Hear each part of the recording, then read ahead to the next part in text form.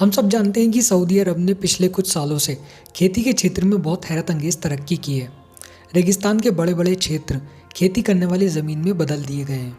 ये बदलाव देश के लिए काफ़ी बड़ी कामयाबी है, खासकर तब जब देश में बिल्कुल ना के बराबर बारिश होती है। तो आज की वीडियो में मैं आपको बताने वाला हूँ कि क्यों और कैसे सऊदी अरब अपने वीरान पड़े रेगिस्तानों को खेती करने वाली ऐसी ज़मीन के अंदर बदल पाया। तो वीडियो के साथ जुड़े रहिए और इसके अंत तक आपको ये पता चल जाएगा कि सऊदी अरब ये हैरत अंगेज कारनामा कैसे कर पाया। सऊदी अरब एक रेगिस्तानी राज्य है। देश की संपत्ति उस समय बढ़ी जब यहाँ तेल की खोज की गई। तेल से आने वाली हजारों करोड़ों की कमाई को इन्होंने देश की इकोनॉमी और लोगों की जिंदगी को सुधारने के लिए दूसरे कामों में खर्च किया। इन कामों में यहाँ की फूड सप्लाई भी शामिल है, क्योंकि तेल से आने वाली कमाई का 80% से भी ज़्यादा खाने की चीज़ों को दूसरे देशों से खरीदने में इस्तेमाल किया जाता था। सऊदी अरब का सिर्फ 1.5% एरिया ही कृषि करने के लायक है और उस पर भी देश का 80% से भी ज़्यादा सीमित पीने का पानी सिर्फ खेती को ही चाहिए होता है। ऐसे में खाने की चीज़ों को लंबे समय तक सिक्योर करके रखना भी देश का एक मेन फोकस था, ताकि देश की स्थिरता को बढ़ाया जा सके और दूसरे देशों से खाने की सप्लाई बंद होने के खतरे को कम किया जा सके। कृषि का ये विकास 1970 से शुरू किया जाता है और 1990 तक सऊदी अरब इतना गेहूं पैदा कर लेता है कि वो वीट एक्सपोर्ट करने वाला देश बन जाता है। और न सिर्फ वीट बल्कि ये सब्जियां, फल, डेयरी प्रोडक्ट्स और खजूर भी दूसरे देशों में एक्सपोर्ट करना शुरू कर देता है। जब सऊदी अरब के बारे में सोचते हैं तो आपके दिमाग में क्या आता है? झुलसाने वाली गर्मी, दूर दूर तक रेत के टीले। लेकिन कैसे एक ऐसा देश गेहूं एक्सपोर्ट करने वाला देश बन जाता है? अगर हम गहराई में जाएं तो हमें पता चलता है कि देश में असल में क्या चल रहा था। उस समय सरकार ने मॉडर्न टेक्नोलॉजी से खेती करने की कई सारी स्कीमें लॉन्च की। ऐसा करने का सबसे ज़रूरी मकसद खेती की सिंचाई और फसलों की स्टोरेज को विकसित करना और इसके साथ ही ट्रेनिंग इंस्टीट्यूट में एग्रीकल्चर रिसर्च को बढ़ावा देना और देश में चारों तरफ हरियाली वाले क्षेत्र को विकसित करना था। मॉडर्न टेक्नोलॉजी की मदद से रेगिस्तान के बीच में भी खेती को कर पाना संभव हो पाया। और आपको हैरानी होगी कि सिर्फ पिछले 60 सालों में ही सऊदी अरब ने 24,000 स्क्वायर किलोमीटर रेगिस्तान को खेती करने वाली ज़मीन में बदल कर रख दिया। लगभग 10,000 साल पहले सऊदी अरब में भी हरी घास के मैदान और हरे भरे जंगल हुआ करते थे, जिनमें मानसून में मूसलाधार बारिश भी हुआ करती थी। और आज इंजीनियर्स ने रेत के नीचे दबे उसी पानी को देश की तरक्की के लिए निकालना सीख लिया है। इस पानी को निकालने के लिए ज़मीन में 1 किलोमीटर तक गहरे पाइप बिछाए जाते हैं। फिर बाद में मॉडर्न टेक्नोलॉजी की मदद से पानी को निकाला जाता है। सऊदी अरब इस पानी का इस्तेमाल खेती करने और दूध के प्रोडक्शन को बड़े पैमाने पर करने के लिए करता है। सऊदी अरब में खेती में सिंचाई करने के लिए modern technology pivot irrigation system का यूज़ किया जाता है। इस टेक्नोलॉजी को अमेरिका के कोलोराडो के एक किसान फ्रैंक ज़ैबेक ने बनाया था, जिससे खेती की सिंचाई बहुत ही अच्छी तरह से होती है। ये सिस्टम सिर्फ पानी से सिंचाई ही नहीं बल्कि खेतों में कीटनाशक और केमिकल फर्टिलाइजर डालने में भी काम आता है। इस तरह एक ही मशीन से कृषि में होने वाली सिंचाई में काफ़ी उन्नति हुई।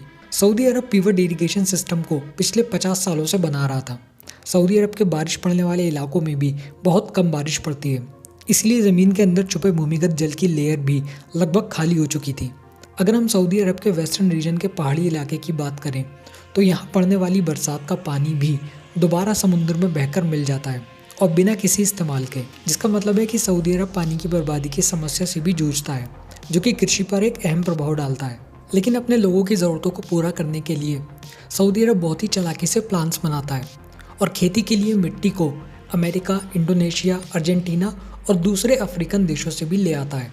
अगर हम इतिहास में देखें तो जब मॉडर्नाइजेशन और अर्बनाइजेशन बढ़ रहा था तो यहाँ की सरकार ने देश में रहने वाली एक प्रजाति बेडोविन, जिनका मेन काम खेती और पशुओं को चराना होता था, को एक जगह से दूसरी जगह शिफ्ट कर दिया, क्योंकि ज़्यादा चराने की वजह से खेती की ज़मीन रेगिस्तान में बदल रही थी।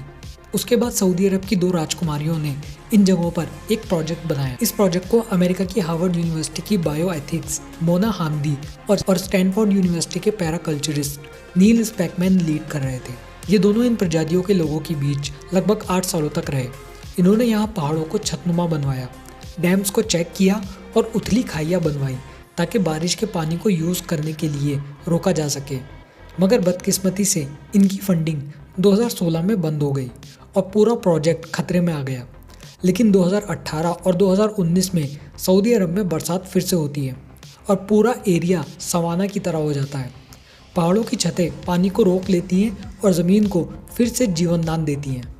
उसके बाद समुद्र में बिना किसी इस्तेमाल के जाने वाले पानी को मैनेज करने के लिए दूसरा प्रोजेक्ट अलविदा तैयार होता है। अगर सऊदी के वेस्ट कोस्ट में पड़ने वाली जगह, मतलब वो जगह जहाँ समुद्र का किनारा शुरू होता है, इस प्रोजेक्ट में कवर हो जाती है तो देश में 3 करोड़ एकड़ ज़मीन खेती की ज़मीन में परिवर्तित हो सकती है। लेकिन इसके लिए बिलियंस ऑफ डॉलर्स के साथ साथ काफ़ी समय भी चाहिए। इससे सऊदी अरब की खेती की क्षमता 6 गुना तक बढ़ सकती है, जो कि यहाँ की जीडीपी को 5% तक बढ़ा सकता है। इससे सऊदी की ज़मीन में कार्बन की मात्रा में होने वाली लगातार कमी को रोकने में भी मदद मिलेगी, जिससे मिट्टी उपजाऊ बनेगी और लोगों की फ्रेश पानी की ज़रूरतों को पूरा करने के लिए इलाकों में बारिश शुरू होगी। सऊदी अरब समुद्र के नमकीन पानी को ताज़े पानी में बदलने के लिए एक दूसरी टेक्निक का यूज़ कर रहा है।